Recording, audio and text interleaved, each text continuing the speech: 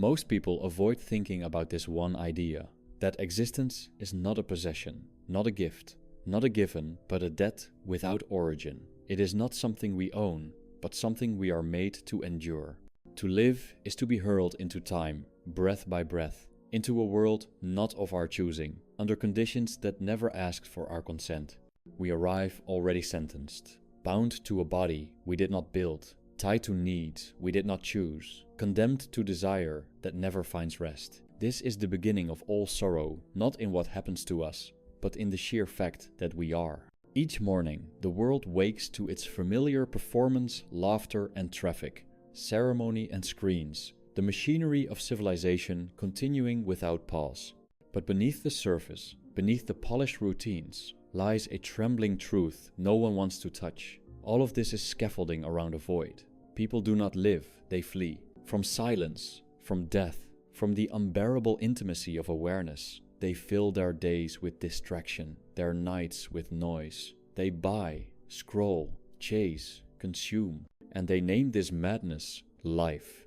Hope is the most insidious illusion. It does not console, it sedates. It promises what it cannot deliver and binds the soul to tomorrows that never arrive. In its name, people endure the unendurable. They speak of better futures, as if the future were a country one can migrate to, rather than a mirror that reflects only the eternal repetition of the same hunger. Every generation believes it is different. Every century recycles the same delusions, dressed in different robes.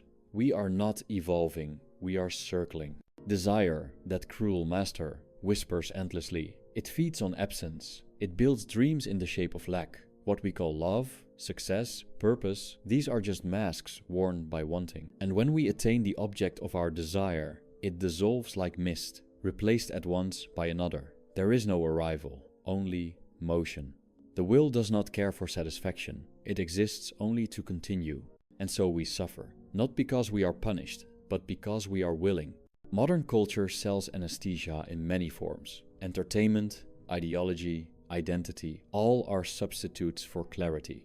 The more interconnected the world becomes, the more isolated the individual feels. Because the connection is hollow, it does not touch the essence. We have infinite communication, but no communion.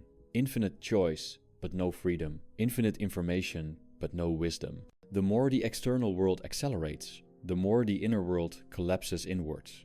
Religion once offered consolation, but even then, it was a theater for the frightened, a way to frame suffering as purposeful, to transform despair into devotion. But behind the stained glass and incense, the same questions remain.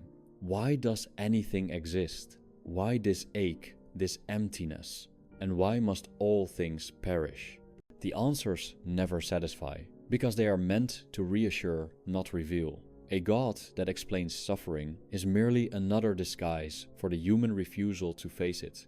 There is no cure for existence, no final insight that rescues us from the wound of being. Philosophy, in its honest form, does not heal, it exposes. It does not lead upward, but downward, into the dark soil where the roots of sorrow twist. The goal is not happiness, the goal is understanding, to see clearly, even if what is seen cannot be borne. And in this terrible clarity, a strange peace emerges. Not joy, but relief. The relief of no longer pretending. The self, that fragile fiction, is the source of our torment. We build identities out of memory and repetition, believing there is a stable center within. But look closely, and it dissolves. There is no fixed point, only a cascade of impressions, reactions, masks layered upon masks. What we call I is a habit of thought, not a truth. To let go of the self is not to lose anything real. It is to relinquish the lie that there was ever anyone there to begin with. Love, too, is not what we are told. It is not pure nor selfless. It is need wrapped in sentiment. It is longing disguised as connection. We seek in others what we cannot face in ourselves. And when we call it love, we baptize our dependence, our fear of solitude, our hunger for meaning. True intimacy begins only when all illusions fall away, when two beings meet not as saviors or mirrors, but as fellow travelers in the same dark passage.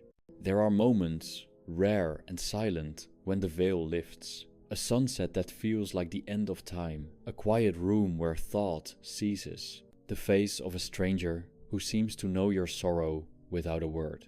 In these moments, we glimpse the real, the stark, indifferent beauty of what is. Not because it speaks to us, but because it doesn't. It simply is. And in its isness, something in us finally stops reaching. To die is not the worst thing. To live without awareness, that is the true tragedy. Most die before they are buried. They sleepwalk through decades, anesthetized by routine and fear, never once questioning the terms of their imprisonment. And when death finally comes, it is not an interruption, but a continuation of the sleep they never woke from. Only those who have dared to confront life without masks can meet death without regret. There is nothing to achieve, no prize at the end, no final applause. The arc does not bend toward justice or joy or anything at all. It bends toward silence, toward stillness, toward the cessation of striving. This is not bleak, it is real. And in the real, there is freedom. Not the freedom to do, but the freedom to see. To sit with the futility of it all, and smile not with happiness, but with understanding. And so the soul walks on, alone but not lonely, through the noise of cities, through the empty shrines of ambition, through the fields where time forgets its name, no longer hoping, no longer running, just watching, just breathing, just being, until even being dissolves. And that, finally, is rest. To suffer is to be aware. All consciousness is wound consciousness, a split from the inertia of non-being into the trembling of sensation. Animals scream without language, but man suffers with thought. He not only endures pain, but asks why, and in the asking multiplies it. The animal flees the predator, but man flees himself. There is no distance great enough to escape the torment of a thinking mind that sees itself reflected in all things broken, transient, undone. What we name progress is merely the refinement of our distractions. The ancients had their myths, the moderns have their machines. Both serve the same purpose: to make the unbearable tolerable, to explain what cannot be explained, to wrap the absurd in a narrative soft enough to sleep beside. Yet, no matter how sophisticated the story, the ache remains. Beneath every pleasure, a tremor. Beneath every comfort, a shadow. Beneath every success, the whisper that it will not last. Pleasure is not the opposite of pain, but its fleeting interruption. It is borrowed silence, destined to expire. We chase it not because it satisfies, but because it gives us a momentary illusion that something finally fits. But nothing fits. Every embrace ends. Every feast leaves hunger in its wake. Every song fades into silence. We are condemned to seek what we cannot hold, and to hold what we can no longer feel. Detachment is not a rejection of the world, but an acceptance that it cannot offer what it promises. It is the soul's quiet refusal to be deceived. The one who detaches does not cease to feel, but ceases to be fooled. He walks among the ruins with open eyes. He speaks little, for language often hides more than it reveals. He does not argue, he watches. He does not strive, he endures. And in that endurance, he finds a dignity no victory could bestow. The world does not break us with cruelty alone. It breaks us with repetition. The same lessons, the same mistakes, the same illusions returning in new masks. The pain of life is not only in its tragedies, but in its monotony. The days blur, the names change, but the emptiness remains. Even joy, when repeated, becomes a kind of sorrow for it, reminds us of how fleeting it is, how little we truly possess. What we call maturity is often just a slow erosion of hope. The bright certainties of youth crumble into grey ambiguities. We learn that love does not save, that work does not redeem, that time does not heal. It only softens the edge, dulls the cry. We begin to speak in smaller sentences, to dream smaller dreams. Not because we have grown wise, but because we have grown tired. But there is a strange beauty in this exhaustion, in the quiet that follows the collapse of striving. When the soul, stripped of its pretenses, sits alone beside the fire of its own emptiness, it begins to see clearly. The trees no longer whisper secrets, but they stand. The sky no longer promises, but it remains vast. The silence is no longer frightening, it is honest. In that honesty, something sacred. To detach is not to withdraw from life, but to see through it. Not to abandon love, but to cease confusing it with salvation. Not to stop feeling, but to stop clinging. The detached soul does not seek to be untouched by sorrow, only to no longer be surprised by it. He walks through the world as one who has already died, and in that death finds the first taste of peace. What is left when all illusions fall? Not nothing but stillness, a stillness that does not seek, does not explain, does not need. It watches the world burn and bloom with the same gaze. It feels the ache of being and does not flinch. It lets go, not with despair, but with understanding. This is not the stillness of apathy, but of presence. The presence that comes when all hope is surrendered and all fear dissolves.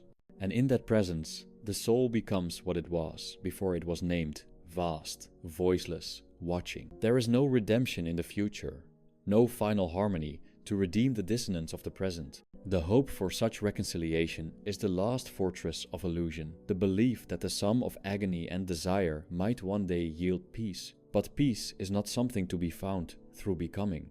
It exists only in the negation of becoming, in the quiet refusal to continue participating in the farce of purpose. The will propels us endlessly forward, not because there is something to attain, but because it cannot stop. It is blind, irrational, insatiable. It feeds upon itself like a snake, swallowing its tail, birthing suffering with every movement it makes. The spectacle of the world is not a comedy, nor a tragedy. It is an endless repetition of craving and collapse. Every civilization rises upon the illusion of progress, only to rot in the same soil from which it emerged. Every war is fought for meaning that does not exist. Every child is born into the same chain of needs, the same cycle of wanting and losing. The stage changes, the actors rotate, but the script is always the same. And those who see this are not prophets, only witnesses. The soul that truly awakens does not shout its truth.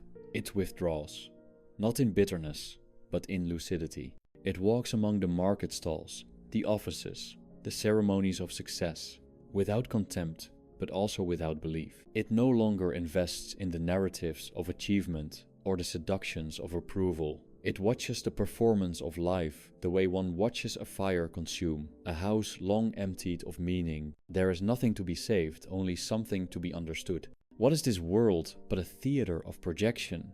We look at others and see our own longing reflected. We fall in love, not with who they are, but with the escape they represent. We rage not at their faults, but at the mirror they hold to our own failings. Every relationship is a dance of illusions, a negotiation between two beings, desperately trying to be seen and never truly capable of seeing. Intimacy, at its deepest, is the shared silence between two who no longer pretend. The greatest loneliness is not being alone, it is being surrounded by those still entranced, those who have not yet glimpsed the hollowness behind the veil. Their words are noise, their joy, mimicry, their fears, the fears of those who believe they have something to lose. But once the veil is lifted, what is there left to lose? The worst has already happened. We were born. And yet, this is not despair. Despair is the protest of a soul that still hopes. But when hope is gone, what remains is not collapse, but still endurance. Like a tree in winter, stripped of all adornment, it continues to stand, not because it believes spring will come, but because there is nothing else to do. This is the dignity of the awakened, to persist without illusion. Even beauty, that last refuge of the sensitive, is not what it appears. What we call beautiful is merely that which reminds us of what we cannot hold. A sunset aches because it ends. A melody wounds because it fades. The face of a loved one stirs us because we know it will vanish. Beauty is the sorrow of impermanence made visible. It does not console, it exposes. And yet, we are drawn to it. Because in the face of the void, the fragile forms of transient beauty whisper something the intellect cannot explain. They do not promise meaning. They only say, this too will pass. And in that whisper is the echo of truth that the only permanence is the impermanence itself. That to love anything in this world is to accept its disappearance. The soul that detaches does not cease to love. It loves without possession. It grieves without resistance. It sees death in every blossom and does not turn away. It welcomes the end as it welcomes the beginning with open eyes and with the silence of one who no longer pleads for more. There is no salvation waiting at the end of the path. There is only the path itself, winding through the ruins of hope and the ashes of desire. And if one walks it long enough, with enough silence, enough surrender, the path itself begins to disappear. What remains is not a destination, but a clearing, a vast, quiet absence where the will has burned itself out and nothing is left to want. That is where peace lives. Not in achievement, not in understanding, not in love, but in the quiet dissolution of the need for anything at all. To live without the hunger for more is the rarest form of freedom. It is not taught, not celebrated, not admired, for it defies the sacred engine of the world. This world, built upon the scaffolding of desire, cannot comprehend the one who no longer asks. It sees him as lost, detached, mad, but he is merely beyond. He has walked through the fever dream and awakened into stillness. What once thrilled now seems absurd. What once terrified now seems empty. What once mattered has vanished like breath on glass. Suffering does not cease, it deepens. But in that depth, it transforms. It ceases to be personal, ceases to be a grievance or injustice. It becomes elemental, like weather, like gravity. It is simply part of what is. The soul no longer says, "Why me?" It says only, "So this, too."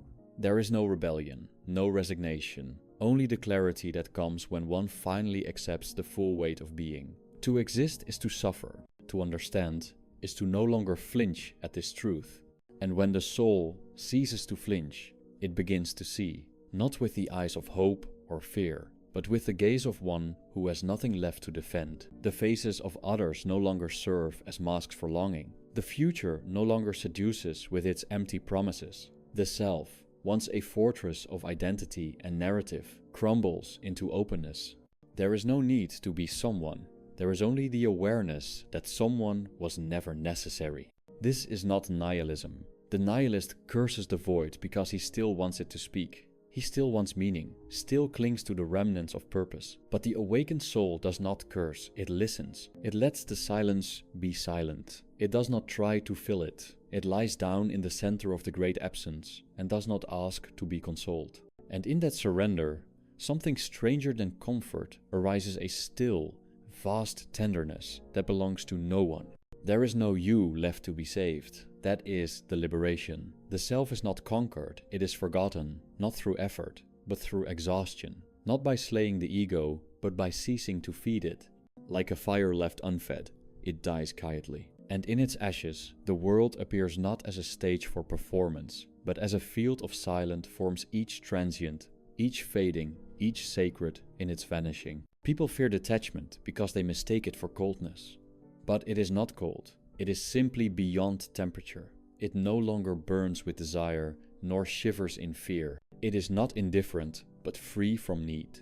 The detached soul does not stop loving it, loves more clearly, without illusion, without ownership. It no longer says, "You are mine," but only, "You are." And when the other disappears, as all things do, the soul grieves without despair. Death, once feared as the great thief, becomes instead a quiet doorway. It takes nothing, for there was never anything to hold. It ends nothing, for there was never anything begun.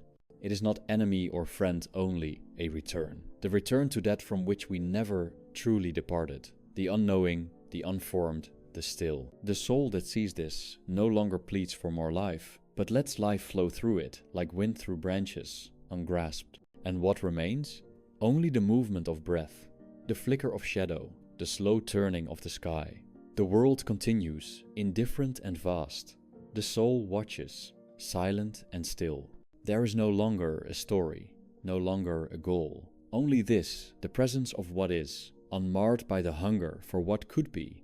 It is not peace in the way the world speaks of peace. It is not a state to be reached, but a falling away, a disappearance of the one who sought. What remains is what has always been. The quiet gaze beneath all longing, the witness that does not strive, the awareness that needs no name. And that, finally, is the end of suffering, not its erasure, but its transcendence through the end of self. Not through victory, but through the slow extinguishing of the will to become. Not in glory, but in stillness. The flame fades, the night deepens, and in the dark no fear, no pain, no self. Only silence. only now, only this. The world continues its restless dance, children born into longing, the old buried in silence, lovers clinging to perishing names, kings parading beneath the slow decay of their own insignificance. And in every gesture, the echo of the will to live, that primal instinct masquerading as progress, romance, duty. It does not matter how refined its disguises, it is always the same urge to flee from nothingness by accumulating movement. But nothing is ever truly gained. Everything passes. The body weakens while the memory clings to youth like a moth to its final source of light. The passions of early life, once flames that seemed to promise immortality, now smolder into ashes of habit and regret. What we called choices are seen in retrospect as inevitabilities, the will merely finding another mask, another pretext for motion. The soul that has watched enough no longer interrupts the silence. It sees futility not as a problem to be solved, but as the very condition of life. Every pursuit, no matter how noble or depraved, ends in the same vanishing point.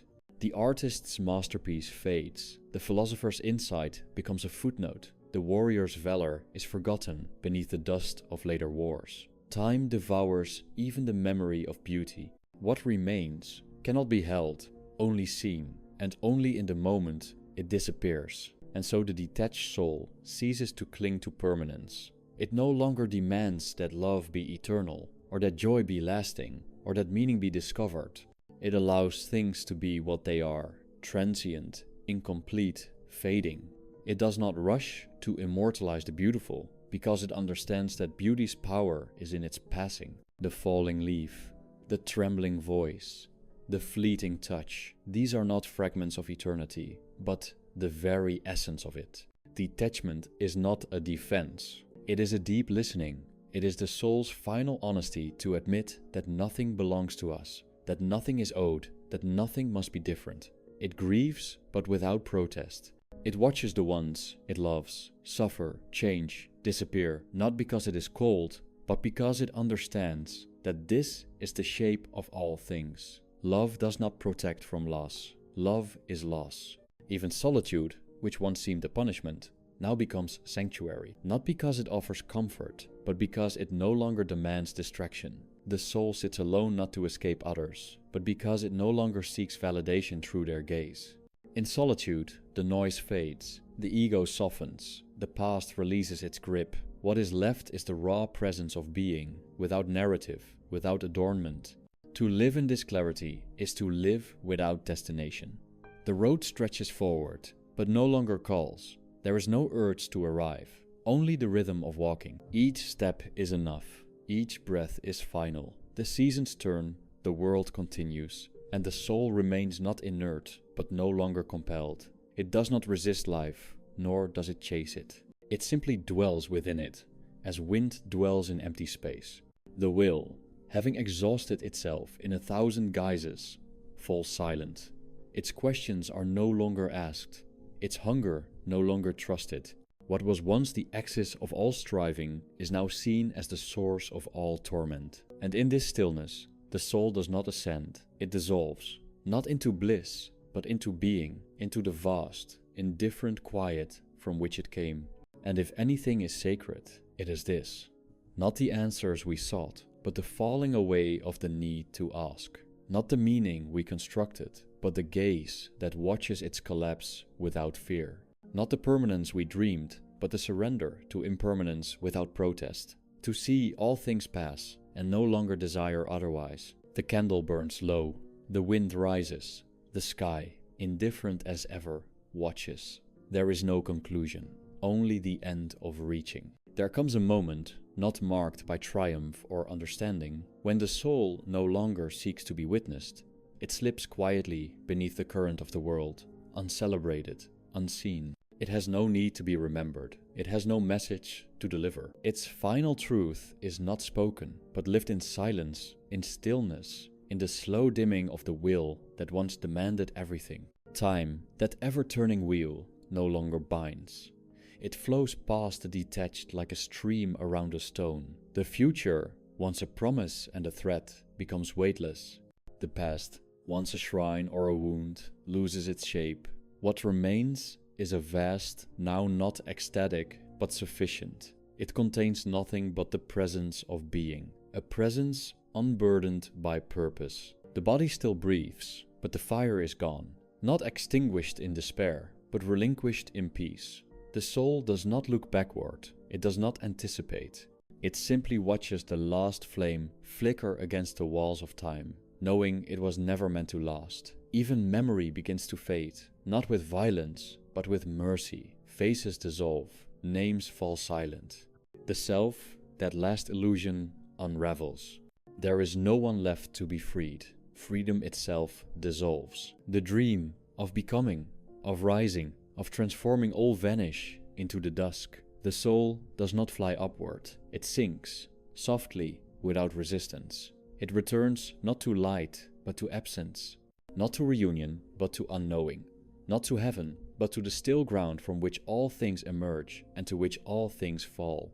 And in this final descent, there is no pain, only quiet, the kind of quiet that existed before sound, before will, before form, a quiet that does not soothe, but simply is. No words reach here, no music plays, no gods speak, only the infinite hush of a world that never asked to be watched. A world that needs nothing, explains nothing, hides nothing. This is not death, it is deeper. It is the end of self, without the drama of ending, the final forgetting of the name that was never ours, the slipping away of all that once bound us to motion. And in that slipping, not sorrow, only release. The flame dies, the night deepens, nothing remains, and that, at last, is peace.